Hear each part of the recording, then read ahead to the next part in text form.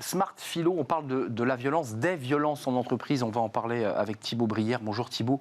Bonjour. Conseiller en management, vous êtes philosophe, auteur de Toxic Management, ce qui est votre dernier livre sorti chez Robert Laffont. La violence, c'est vrai que l'actualité, indépendamment de l'entreprise, parce qu'on va faire focus entreprise, elle est en ce moment depuis quelques jours un peu partout dans les rues de nos grandes villes et notamment à Paris.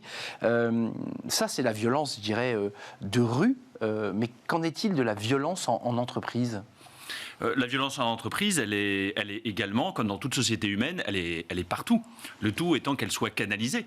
D'abord, je crois qu'il faut préciser le terme. Par violence, enfin la violence, c'est tout ce qui vise à forcer un consentement. Donc ça peut se faire soit avec, effectivement, comme on le voit dans la rue aujourd'hui, par de la force physique brutale, mais ça peut être de manière beaucoup plus insidieuse et évidemment il peut y avoir des formes de violence symbolique, de la violence verbale, de la violence psychologique. C'est souvent ce type de violence-là que l'on peut observer en entreprise. Et il faut bien noter également, Arnaud, que il peut y avoir une violence légale et légitime. Par exemple, lorsque vous vous trouvez en situation de légitime défense ou lorsque vous protégez quelqu'un qui se fait agresser, ou c'est même la violence qu'exerce le forgeron sur le métal qu'il est en train de forger, il y a une violence illégale mais légitime, c'est le droit à la résistance à l'oppression, et puis il y a une violence illégale et illégitime qui est par exemple le cambrioleur qui force votre serrure. Mais donc il y a violence à partir du moment où on cherche à forcer un consentement. On y voit déjà deux formes de violence, la violence physique, légale ou illégale, et puis il y a aussi les violences psychologiques. Elles sont souvent traitées à travers le mot harcèlement. Et là, elles se pratiquent en entreprise, ces violences psychologiques, j'allais dire presque invisibles, mais bien réelles. Oui, évidemment. La violence en entreprise, elle est essentiellement d'ordre invisible. Verbal. Oui, verbal. Il est assez rare, si je puis dire, qu'on s'empoigne physiquement l'entreprise.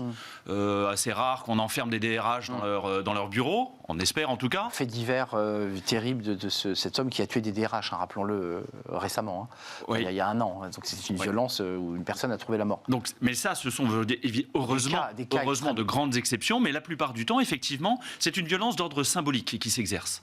Et je crois qu'il ne faut pas chercher de toute manière à réprimer au sens à refouler la violence, parce que sinon ça l'exacerbe souvent. Il faut chercher à la canaliser et à la sublimer. Comme dans toute société, le propre d'une société cultivée, d'une civilisation, c'est de faire une sorte de judo social, en fait, de se servir de la violence qui est inhérente de toute façon à l'être humain. Platon le disait déjà au livre 10 de la République, il disait qu'il y avait une sorte de bête polymorphe en chacun de nous, polycéphale, et cette violence, il faut parvenir effectivement à la cultiver, et telle est, selon moi, la fonction de la culture de l'entreprise. Sublimer la violence, mais est-ce que, de ce fait, est-ce qu'on peut considérer, et là je mets des guillemets, qu'il peut y avoir une saine violence au sein de l'entreprise ? Je reste bien sur la violence symbolique, verbale. Oui. Alors en effet, Arnaud, typiquement, me semble-t-il, lorsque l'on cherche à faire sortir ses collaborateurs de leur zone de confort. Leur zone de confort, pour une part, on fait violence à notre tropisme à tous, qui consiste à rester dans notre zone de confort, à faire ce que l'on a toujours fait, etc. Et c'est pour une part nous faire violence lorsque des managers nous disent allez voir autre chose, allez découvrir, explorer de nouveaux endroits. Et soi-même, d'ailleurs, on se fait régulièrement violence. Il faut se faire violence pour chercher un nouvel emploi, pour aller vers des territoires inconnus en termes de business. On a besoin de se bouger. Quand vous utilisez ce mot pour terminer, on se fait violence, ça renvoie quand même à l'idée d'une certaine souffrance, d'une forme d'aliénation, d'une douleur quand même. Oui. C'est un mot lourd quand même. C'est le mot travail. Il ne faut pas se cacher. De toute façon, le mot travail est une force de violence que l'on exerce sur un effort. Et l'effort, c'est une violence que l'on fait à sa nature qui tend spontanément, naturellement, une forme d'endormissement, d'assoupissement. Le mot tripalium, c'est ça. Oui, c'est ça. L'étymologie du mot, tripalium, un instrument de torture romain. Dans le travail, il y a quelque chose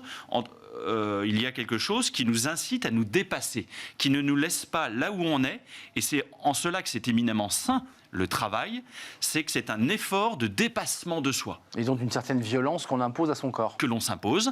Et parfois on demande au groupe ou à un manager de nous aider à nous dépasser, et ça c'est la saine violence. que j'encouragerais violemment. Violemment et avec passion. Merci Thibaut Brière de nous avoir rendu visite, conseiller en management, philosophe et auteur de Toxic Management. Merci pour ce regard sur les violences. On fait une pause et on va s'intéresser à un sujet qui est au cœur de l'actualité, en creux, puisqu'on parle beaucoup de travailler plus longtemps. Là, on va accueillir Olivier Babot. Il est économiste, vous le connaissez, mais auteur d'un livre passionnant où il nous parle du divertissement. Au moment où on nous demande de travailler plus, il porte une analyse historique, sociologique, économique sur le divertissement, société du loisir, société du spectacle, comme aurait dit Debord. C'est juste après, et c'est dans le cercle RH.